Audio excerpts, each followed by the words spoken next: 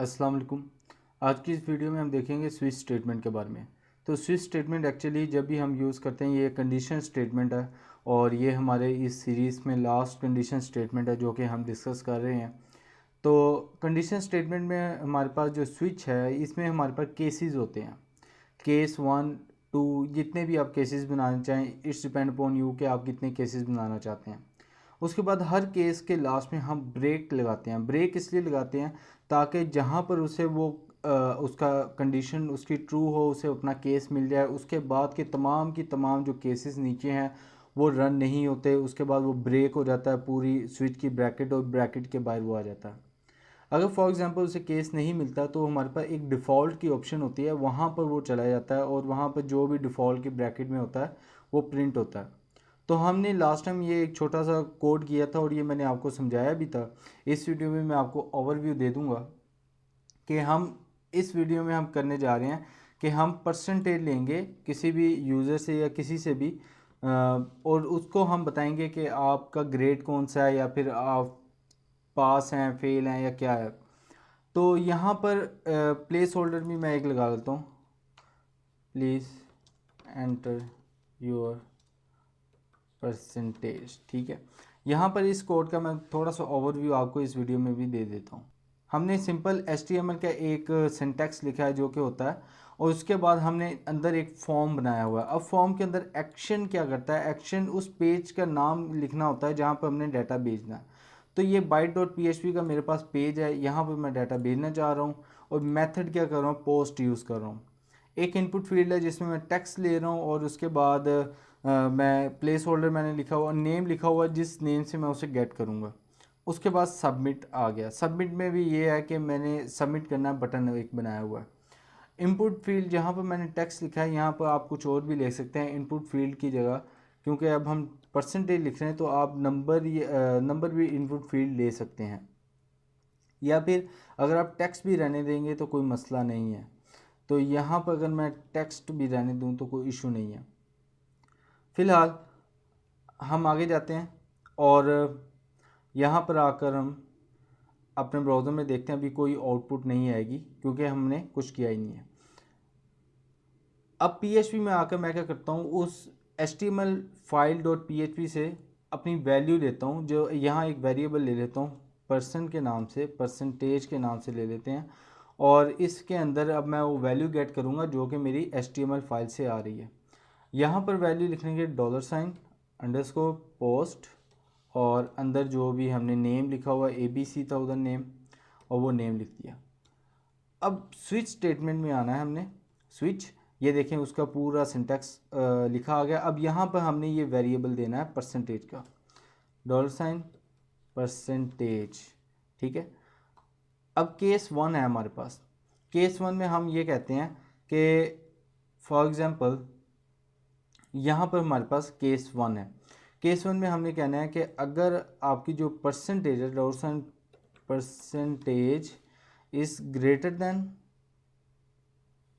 और equal to 50। ठीक है, और आगे हम एक एंड का ऑपरेटर लगाते हैं जो कि हमने पढ़ा हुआ है, और इसके बाद फिर हम लिखते हैं percentage is less than is equal to 60। तो आपका जो ग्रेड बनेगा वो हम लिखेंगे इको योर ग्रेड इज़ C। ठीक है, C ग्रेड। अब इसी को मैं कॉपी पेस्ट करके मज़ीद आगे भी लिख सकता हूँ। अगर मैं यहाँ पर कॉपी पेस्ट करके एक केस यहाँ पर, एक यहाँ पर, और यहाँ पर मैं लिख दूँ 60 से 70 जिसके हैं वो बनेगा B। ठीक है, और फिर आगे जिसके 70 और 80 से हैं वो बनेगा B पॉजिटिव। और फिर इसी तरह मैं एक और लगा लेता हूँ केस, और यहाँ पर मैं लिख लेता हूँ 90, और या फिर 80 to 90 लिख लेते हैं, 80 to 90। तो इसका ग्रेड बनेगा A। और अगर मैंने एक और लगा लूँ अब जिसके आएंगे 90 से अबव और 100 से कम, तो उसका जो ग्रेड बनेगा वो ए पॉजिटिव बनेगा। ठीक है, अब एक मैं केस और लगाता हूँ। यहाँ पर मैं एक कंडीशन लिखता हूँ कि अगर वो लेस देन 50 है तो फिर उसको लिख दें कि आप फेल हैं, यू आर फेल। ठीक है, अब यहाँ पर हमारे पास एक डिफ़ॉल्ट की स्टेटमेंट है। अगर वो कोई ऐसी इनपुट दे देता है जो कि हमारे इन केसेस से मैच नहीं होती, तो यहाँ पर मैं इको करवा सकता हूँ डिफ़ॉल्ट में, प्लीज़ एंटर करेक्ट इंफॉर्मेशन। ठीक है, ये लिख दिया। अब हम अपने कोड को थोड़ा सा समझ लेते हैं कि परसेंटेज में मैंने अपना वैल्यू ली जो कि मुझे HTML के फॉर्म से आ रही थी, फिर स्विच में मैंने परसेंटेज रखा, केस लिखा, केस में परसेंटेज मैंने। अब यहाँ पर देखें ये ऑपरेटर्स यूज़ कर रहा हूँ मैं जगह जगह, जो कि हमने पढ़े भी हैं। तो ये ऑपरेटर्स का मतलब होता है ग्रेटर दैन एंड 50, अगर 50 से बड़ी और छोटी हो, ये कंडीशन भी दुरुस्त होनी चाहिए। एंड ऑपरेटर ये करता है कि दोनों कंडीशन दुरुस्त होंगी तो एग्जीक्यूट होगा, अदरवाइज एग्जीक्यूट नहीं होगा। तो ये एंड ऑपरेटर हमारे पास होता है। इसको सेव करते हैं और ब्राउज़र पर जाके जो मैं अपना HTML की फ़ाइल ओपन करता हूँ, इसमें HTML फाइल, और यहाँ पर देखें, यहाँ पर मैं लिख लेता हूँ 75। ठीक है, सबमिट करता हूँ। यहाँ पे कई एरर आ रहा है, वो कह रहा है कि सिंटैक्स एरर, अनएक्सपेक्टेड ब्रेक। अच्छा जी, ब्रेक कहीं आ रही है अनएक्सपेक्टेड, कहाँ पर, लाइन नंबर 6 में। तो यहाँ से आपको एरर रीडिंग भी आनी चाहिए। ये देखें यहाँ पर ये नहीं लगा हुआ, तो इसकी वजह से वो एरर जनरेट कर रहा है। तो कॉमर्स की आपके पास जो गलती है वो बहुत ज़्यादा मैटर करती है और जगह जगह आपको फिर उसके ऊपर सोचना पड़ता है। लेकिन PHP में एक अच्छी बात यह है कि वो बता देता है कि इसमें इशू क्या है और आपने गलती कहाँ पर की है। अब दोबारा अपने ब्राउज़र पर जाते हैं, रिफ़्रेश करते हैं, मैं 75 लिखता हूँ, एंटर करता हूँ। अब यहाँ देखें, your grade is B positive. B positive grade जो है वो मेरा वो बता रहा है। यहाँ पर देखें 75 से ये है, ये केस मेरा एग्जीक्यूट हुआ। अब ये केस जब एग्जीक्यूट हुआ तो ये नीचे वाले केसेस ख़त्म हो जाएंगे, डिफ़ॉल्ट भी ख़त्म हो जाएगा, मतलब ये एग्जीक्यूट ही नहीं होंगे, वो इस ब्रैकेट से बाहर आ जाएगा।